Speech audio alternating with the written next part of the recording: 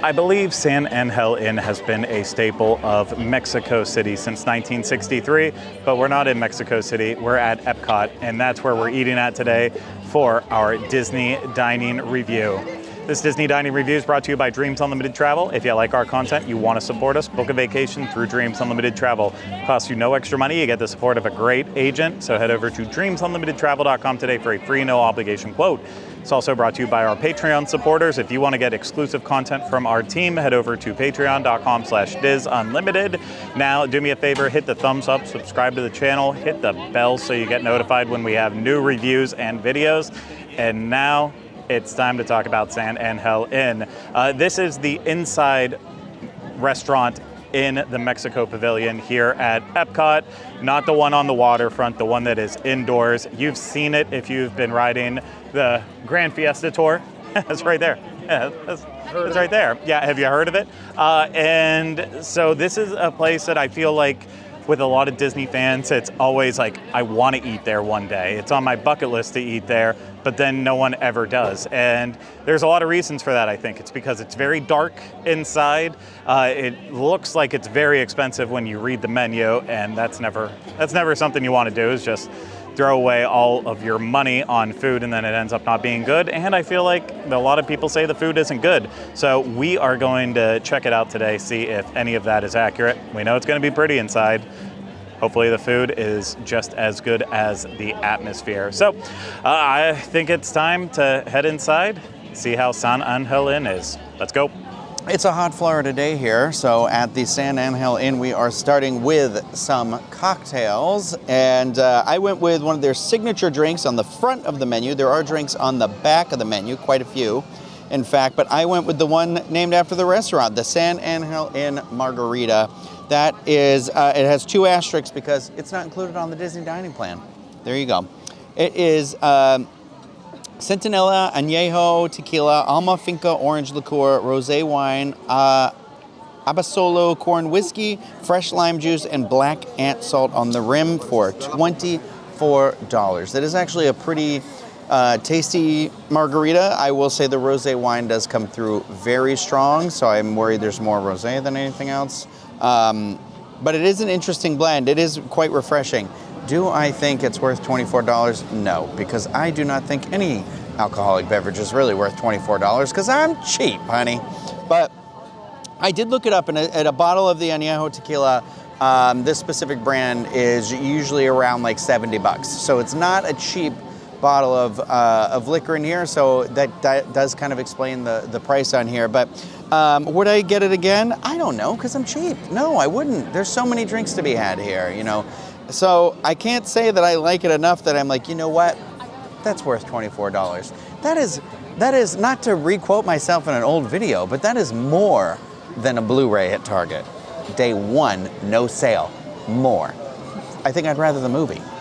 It's Margarita Mom here, formerly known as Martini Mom, and my kind waiter took it away from me. I had finished it, don't worry, but I was first one here, so this is actually my second margarita. But both of the margaritas I've had, you can get on the menu here. So I started my day with the La Flaca, which is the skinny margarita. Don't worry, I'm here to eat cheese. But I sometimes like it because it's a little bit lighter. It's made with Fever Tree ginger soda. So it just is like maybe heavy. That one's $20. I won't dive into that because that's not what I ordered here. You can also get it at La Cava. But here I ordered the El Diablo, which this is one of my faves. I have ordered it before, and I feel like the last time I had it, I was a little disappointed. I feel like it was kind of missing the spice, and I don't know if like I need to stir it better, but sometimes I hit pockets of it, and I'm like, oh, that's pretty spicy. So all that to say, I think this is still a solid margarita. It's $17.50. And I really can't pronounce anything in Spanish, which is horrible because my son is learning Spanish right now and I have no help whatsoever. But it is made with, of course, tequila. It is made with mezcal. It is made with lime juice, agave, and, okay, here's what makes it special: cucumber, jalapeno juice, and a hibiscus salt rim. I think this is pretty good. $17.50, I feel like actually for Disney World is okay. And it's, you know, a solid drink. I don't know how good of a serving it is. As you can tell, we have made a mess here already, but I'm happy so far. Cheers. She does love a good hibiscus, I can tell you that. I went with La Paloma, and this is Lalo Blanco Tequila, Fever Tree Grapefruit Soda, Fresh Lime, Dos Hombres Mezcal, Tajín Chili Lime Powder Rim for $19. And I'm so happy that they're now carrying the Dos Hombres Mezcal here. That, of course, is the Breaking Bad tequila mezcal. When I have a chance to break bad, you know I'm going to break bad. So that's what I'm doing here. The Paloma's extremely refreshing. You know, the grapefruit soda's really popping through there, making it not feel like too heavy, too like alcohol forward. It feels like a nice balanced drink.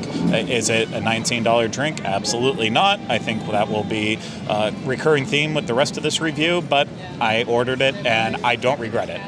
I don't know what goes better with drinks than appetizers. So we got some appetizers. We actually got 3 appetizers, one for each of us, but we shared because we're kind people like that. We got a tamal de rejas, which was $15. It is a traditional Mexican, this is how it reads on the menu. Traditional Mexican vegetables in a tamal topped with ranchera salsa, crema mexicana, and queso fresco. We then also ordered totapos con queso, which is corn chips with side of white cheddar cheese and salsa for $8.25. We got the tostadas de pollo, crispy corn tortillas topped with beans, chipotle chicken, cilantro, queso fresco, and crema mexicana for $16. I actually enjoyed all of them myself. I'm not usually a big tamales fan. Craig has a place he likes in Orlando that I'm sure he'll bring up that he really enjoys that I still haven't been to that I have to go to. I just had a roommate who used to make them, and I think I have a negative feeling toward that roommate and that. So I was just always I don't like you and I don't like this item. But no, it's like a texture thing for me. But this one actually, it wasn't bad. It was pretty good. My favorite thing I think that we got, honestly, the chips here are really, really good. Really enjoyed those. The salsa was spicy, which I really like too. It does, in this light, look like mole sauce. But I have to say that the tostadas de pollo was actually really good. A lot of cilantro, so I had to just pick that off, throw it at Hannah, throw it at Craig. But I thought what was really good about it is the corn tortilla was really crispy still. It did have a really thick layer of beans, but I mean I love refried beans. And so the chicken I feel got just a little bit of lost in that. But here's our hack. You just do a little bit of this salsa on there, perfection. So good. I actually, I think of the 3 of those, because I'm not usually a cheddar, a cheese dip, I'm just not that guy. I'm always paranoid about having a heart attack. But I'm not saying it's not good. It just was one of those where this is the item I think I would order again of the 3 of these. Speaking of heart attacks, just kidding, I shouldn't have said that, but I am a connoisseur of cheese dip, and, I'm sure I strike you as that kind of gal. But, you normally can't just get the white cheese dip. It's such establishments as this. This is definitely more authentic than maybe your local hole-in-the-wall spots. And so normally you would get queso fundido, which is great in its own right, but it's different. You're not dipping your chip in it. It's a little bit chewier. So I was like, I gotta see, is this cheese dip truly just a classic white cheese dip? No frills. And it was. I thought it was very good. It is what it says it is. And as Rhino pointed out, the chips were fantastic, almost dangerously good. This is one of those, if you're ordering an entree, you might want to, slow your roll. We have not, and we're ordering entrees, so I'll report back on that. But I feel actually I was pleasantly surprised by all 3 of these appetizers. For me personally, I feel I would like to come in here, get a margarita, order the 3 apps, sit by the water, watch the boat go by, and have a great time. So we'll see about the entrees, but so far I feel everything had good flavor. It was cheesy. I do think the salsa was a win. I think adding that to anything is great because it is spicy. It's less of a pico. It's pureed, I guess, a little bit more. And actually, I don't know, maybe it's me just being trash, but I wouldn't have mind having 3, you got your cheese dip, you got your spicy, more liquidy salsa, and you got your pico. That would have been cool. But I mean, so far I'm pretty happy, and I haven't been here in 6 years, and my last experience was okay, and I already like it better. So yeah, I'm excited for entrees. I think I'm going to second Rhino and say that my favorite of the items we had for appetizers was the tostadas de pollo. And I also feel the exact same way, that the beans slightly overpowered the chicken, but overall it was a solid appetizer. And $16 for it, I felt like it was fair. You get 2 tostadas on there, so it's good for splitting. It also could just be eaten by one person. Not bad. For the tamal de rajas, the only issue I have with that is I didn't really have like any vegetables with it. I'm not sure if they were like cut up so much that they were hidden in there, but to me this almost tasted just kind of like a cheese tamale. But I might be wrong. It just might have been so fine, but I was expecting like a bunch of vegetables on this. I didn't get it. And $15 for one very small tamal is outrageous. I will talk about Tamale Co. now because I feel like I have to. It's in the Hourglass district of Orlando, about 30-ish minutes away from Walt Disney World property, a little bit closer to Universal, only about 10 minutes, 20 minutes at max if there's bad traffic. Delicious. Fantastic. I absolutely recommend the chorizo tamales, and also the ones with the red sauce are also good too, but you really can't go wrong there. Get their horchata as well. Fantastic. Comes in a big jug, just like my favorite meal. But yeah, this one just for $15, there was not enough there, but that one is gluten-free and vegetarian, so I think you're at least getting flavor with it, despite not a lot of portion. And chips and queso, what can I say that hasn't been said before? Salsa's incredible. Queso hit the spot. I'm happy. Entree time. And for my entree, I went with the first thing listed on the menu. Didn't even read it. No, I'm just kidding. But it is the first thing on the menu, which is the pollo a las rojas, which is grilled chicken breast over roasted potatoes with onions, poblano peppers, corn, and poblano cream sauce, topped with queso fresco for $32. I was between that and the enchiladas because I love enchiladas. Like, I will literally order those anytime they are on a menu. Like, I want to be that guy who's like, oh, I've had enchiladas in every restaurant I've ever been. Like, I don't know why. I just like them. But I wanted to try something a little different today. And you know what? I'm kind of glad I did because I have to say about this, the grilled chicken was like very well cooked, like perfectly cooked. It was very tasty, not dry. So, go ahead and know what that word is.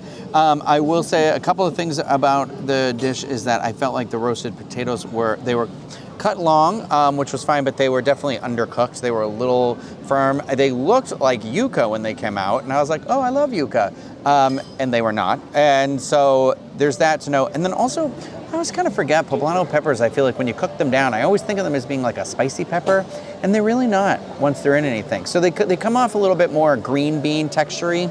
And so the stuff that was under the chicken, for me, kind of all came along like cream corn, but with green beans in it. Think about it like that. Like sort of a texture and a vibe and a thing. But you know what? Honestly, it was good. It was filling, and it was something different. So I'm happy about it. I just feel like it could have just used maybe like a little bit more flavor. So $32 feels like it's not even that's not the cheapest thing on this menu, which was the enchiladas. But oh no, I lied. You can get a Haracha Vegetariano. I said that awfully terribly. But yeah, it was okay. It wasn't bad. It was like cooked well. I should have just asked for some hot sauce, I think, because if it had just had a little bit more seasoning to it, I think I would have enjoyed it a lot more. But I didn't hate it. That's it. That's what I got to say about that. Check out. I think this is a sign of a good meal. Look at where I sat and ate. I got made fun of for it, but I think it's a sign of a good time, guys. And I did have a good time. I ordered the Camerounais La Diable. That's me, La Diable. And it's shrimp, spoiler alert, but it is served with chipotle pepper and garlic, and it is on top of a corn rice medley with roasted vegetables for $31. I was very pleasantly surprised by this. I thought the flavor was great, and the sauce that the shrimp is in, there was enough of it that you can mix it with the rice and the vegetables. I thought this was delicious. Is it expensive? Yes. I can't remember how many shrimp I got. I want to say maybe 6. It's kind of served almost like, it's not on a skewer, but it's presented as such. And no, I would get that again. And I liked our appetizers too. Like I said, a little on the high side, but I feel like if you're sitting on the water, it's a good time. I had a good margarita, had some good cheese dip, had some good shrimp. I got the ossobuco. No, I'm lying. I didn't get that. We can't order ossobuco again. We're taking a break from ossobuco here at the DIS. I did get the tacos de ribeye, shaved ribeye with poblano and red peppers, red onions, bacon, and Monterey Jack cheese served with corn tortillas and plantains topped with crema mexicana and cotija cheese. This was $34, and I was impressed. I know that it was like a hard pill to swallow at $34. It came with 4 corn tortillas. They would have gave me more if I needed them. If you prefer flour tortillas, they also have that available as an option. I wish I actually didn't eat any of it with tortillas. I could have just had the ribeye that was chopped really finely. So, I mean, it's cooked well. It's not like you're eating like a medium rare ribeye, but the shaved ribeye is just, it actually was seasoned pretty well. The peppers did come through. The bacon obviously came through. Light on the cheese, but that was okay with me. It let the meat shine through and the vegetables, and I feel like that was a winner there. But my favorite part of this dish was the plantains topped with the crema mexicana and cotija cheese. I don't think I've ever eaten plantains this way, and I think it's how I always want to eat plantains from now on. The sweetness of the plantains, but then mixed with the creaminess and then the salty cheese. It actually just was really, really delightful. Again, the pricing on this is pretty extreme, much like the margaritas that you can find here, and also very similar to the appetizers. So once you get that out of your system and realize it's expensive, I actually thought it was really good. I'm really impressed. Well, it's the sweetest part of the meal, the dessert. There are 4 desserts on the menu here, 5 if you include coffee. I do not. There was a tres leches de horchata, which is what we got, $11. It's rice milk soaked sponge cake topped with sweet corn ice cream and toasted almonds. And then there's a helado de palomitas, which is sweet corn ice cream with popcorn and chili powder for $10. We got that. And then we also got flan, which was vanilla flan with toasted almonds, berries, and whipped cream for $12. So 3 desserts, 3 of us. And then that 4th dessert I alluded to is nieve, which is seasonal Mexican flavored sorbet for $10. We did not get that. Man, oh man, there are also some after dinner drinks. There's 3 listed on the menu that look like a tequila liqueur, a coffee liqueur, and a tequila cream liqueur. We didn't get any of those. The desserts, I feel like, honestly, all 3 of them were pretty tasty. If I were to rank them, I think the horchata was my favorite. I think that the helado was the most unique and was good. And the flan was also pretty solid flan. But flan is flan to me. It's like, you can have bad flan. If you burn that, like, that outer part of it, it gives it like a really gross, dark, deep flavor I don't care for. So this was pretty well made. So everything was really good. Loved the tres leches cake, which also had that same ice cream on top of it. But I don't understand the obsession with the toasted almonds. So I would maybe say, like, maybe don't get them. At least I think with the tres leches cake, they were probably just trying to add some like texture to it a little bit. Yeah, I don't know. It was good. I like dessert. Honestly, dessert was probably my favorite part. Okay, so for the desserts, I have to be honest, I normally wouldn't have ordered desserts because I really like the appetizers. So I feel like that's a lot, appetizer, entree, dessert. I honestly thought they were okay. Not enough for the price point. I feel like I've had better versions of the flan and the tres leches other places. Also, would just rather have eaten more chips potentially, but they were okay. So if you were here and you're like, I don't want chips, I don't want cheese, I would rather have dessert, get the tres leches.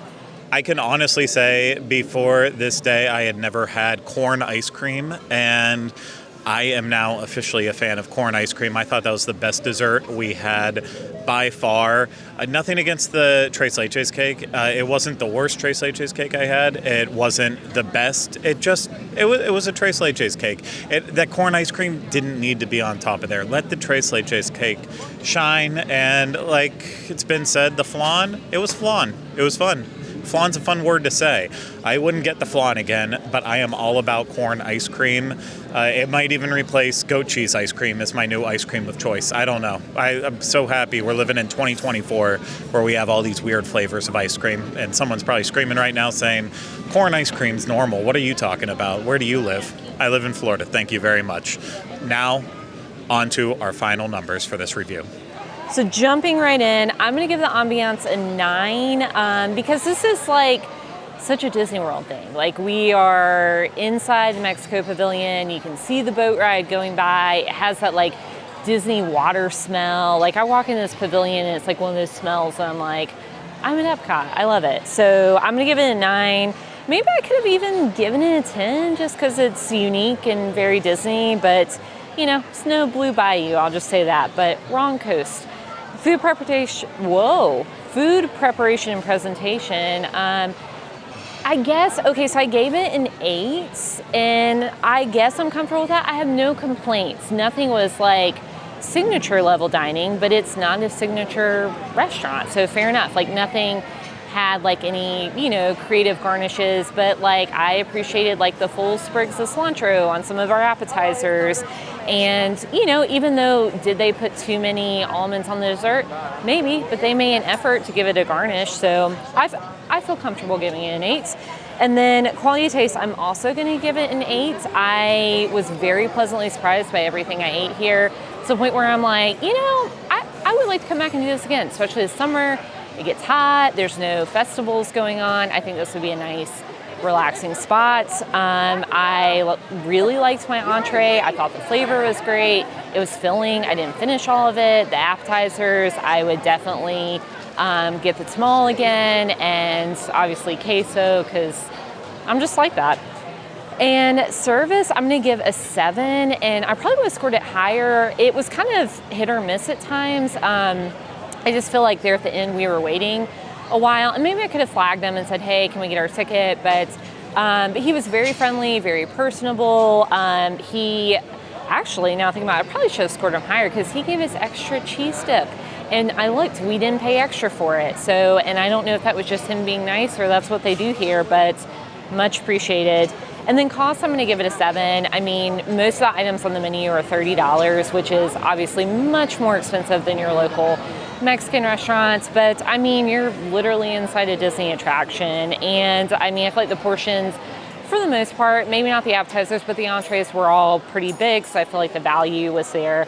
So, hey guys, that gives me a 39 out of, what is this, out of 50, or a 3.9 out of 5. So actually, I'm gonna be back here. I was pleasantly surprised. For ambiance, I think for me, I give it a 7. I do enjoy an indoor-outdoor scenario. I feel like it immediately makes me feel like a lot cooler, both emotionally and physically. And you know, I feel like it's very much the Blue Bayou of Walt Disney World, maybe. Whereas like theirs is outside of Pirates, ours is outside of the Fiesta attraction. But I don't know. It's fine. It just is one of those where like it can also at the same time feel like I'm just in the building with everybody else. Like I don't know how I feel about restaurants that aren't like very distinctly separated. And this still feels like we're like in a corner, but we are by the water, and I don't know. So I give it a 7. I didn't think about it too much. Food prep and presentation, a 7. I thought stuff came out like looking fine. You know, I don't know, nothing mind-blowing, nothing resetting the wheel, but it all looked pretty good. For quality of taste, I give it a 7. I actually, and I mean that in like a positive way, I did not expect to have a very good, or like a grand dining experience here. But I said I enjoyed the chicken meal. It could have used like a punch above a flavor. I felt like that, like just about a couple of, you know, things. But overall, I thought the appetizers were good. The meal was good. The dessert was good. So there was really no negative in food. But it also wasn't like, I wasn't like wowed, and it won't be like super memorable. So a 7 there. Service, I give it a 9. I felt like it started out a little awkward for me, but our server was ended up being like very friendly. He was always filling our waters constantly. He gave us the space.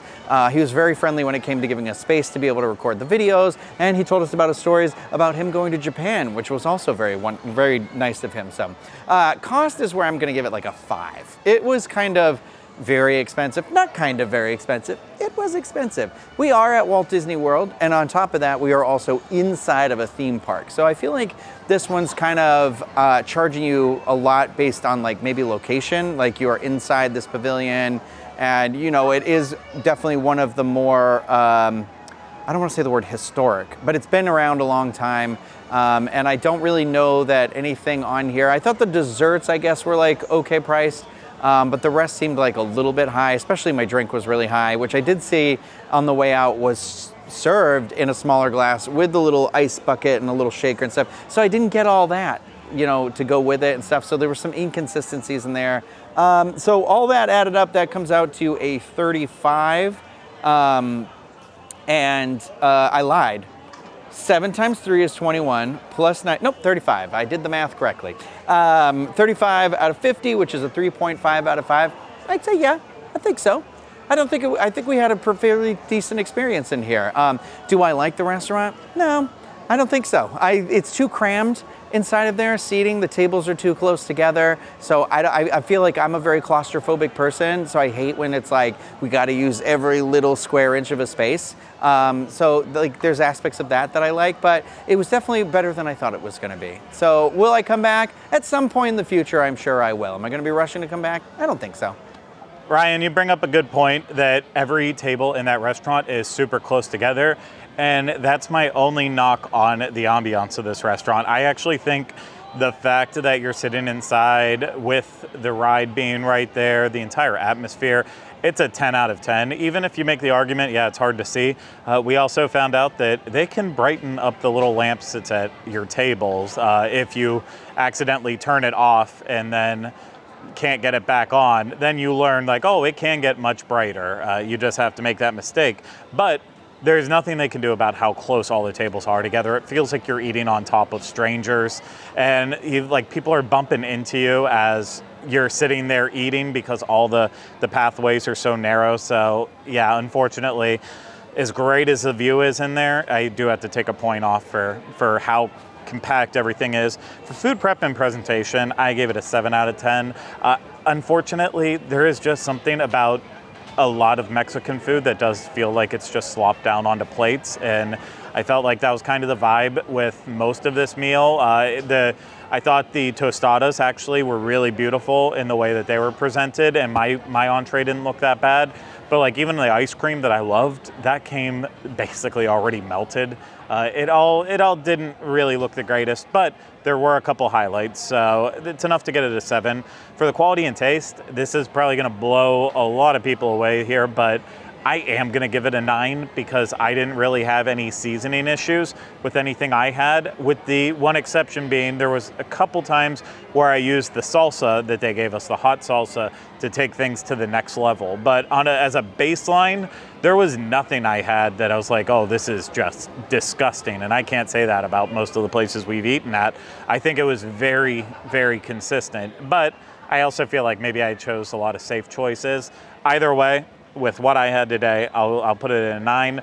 Service, I'm gonna put it at a 7 just because it was a very, very, very long meal, and that pacing kind of got thrown off where, it's one thing if it's what you're asking for and what you're looking for, I get that, and we were happy with it for an extent, but then it got to the point where we just literally could not find our server anywhere, even to flag them down to let them know that we wanted the bill and such. So it got to the point where I think there was too much comfortability in terms of giving us space.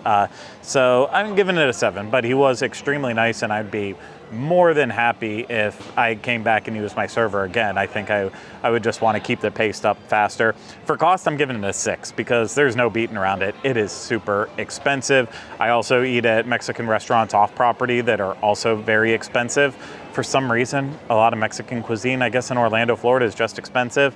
But ultimately, yeah, I think the taste is there, but I do like the other restaurant across the street better on the waterfront.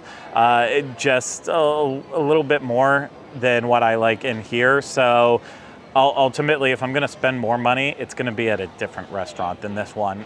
Maybe I didn't justify myself well enough there, but 6. And then characters, 0 out of 10. No character, because Rhino didn't make that joke, so I have to do it. You're welcome, Rhino. That left me at a 38 out of 50, a 3.8 out of 5, and I think that puts Rhino at a 3.5, put me at a 3.8, and I believe Hannah was at a 3.9. So we're all kind of hovering right there in that same area. It's not the best you'll have, but you know what? Give it a try. If it's one of those things where you really have always wanted to eat in there because the ambiance looks spectacular, give it a shot. Just make good decisions about what you actually order. And that's it for this Disney dining review. I hope you enjoyed it. If you did, hit the thumbs up, subscribe to the channel, leave comments, questions, video suggestions in the comment section. If you're listening to this, subscribe wherever you listen to podcasts and leave us ratings and reviews when possible. And of course, the best way to support us is booking a vacation through Dreams Unlimited Travel. Get a free no obligation quote today at dreamsunlimitedtravel.com. And if you want to get more exclusive Disc Team content, head over to patreon.com/DISUnlimited. That's it for us here at EPCOT for this Disney dining review. We hope you enjoyed it. We'll see you again real soon with another Disney dining review. Take care. Bye-bye. Stay hungry.